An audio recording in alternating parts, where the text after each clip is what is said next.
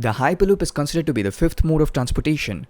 It'll allow the world to transport people and goods inexpensively and at a speed that anyone could ever imagine to be possible. The Hyperloop is a conceptual high-speed transportation system which was initially put forward by Elon Musk, the CEO of Tesla and SpaceX. The concept was incorporated with reduced pressurized tubes in which pressurized capsules ride, and in the capsules, we ride. Elon explicitly open-sourced the Hyperloop technology as in a form of a competition, so there has been various contributions from many companies, startups and even from students at MIT. Anyways, it's time for us to find what steps has been initiated and how this is going to shape our future.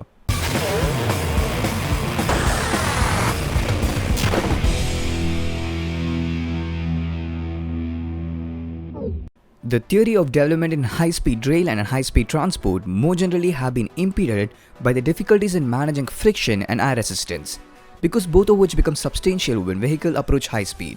The vectorian concept theoretically eliminates these obstacles by employing magnetically levitating trains in evacuated or partly evacuated tubes or tunnels, allowing for a speed of thousands of miles per hour.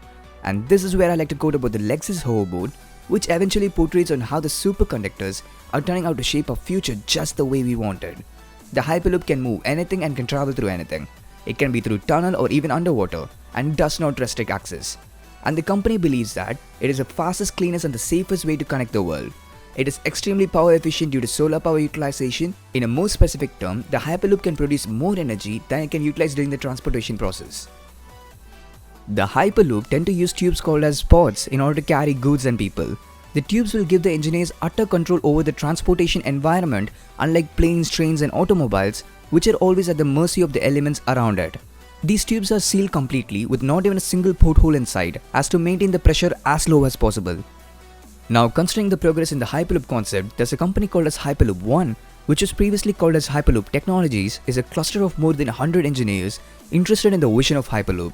They did turn out to raise more than $35 million as a working capital around February 2015 in order to develop a Hyperloop route between Los Angeles and Las Vegas.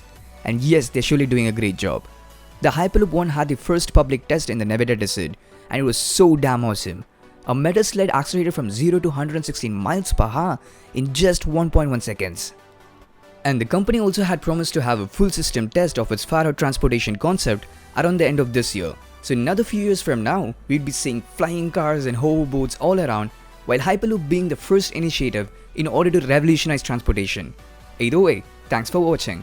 Yours truly Droid Sector, ours truly this life.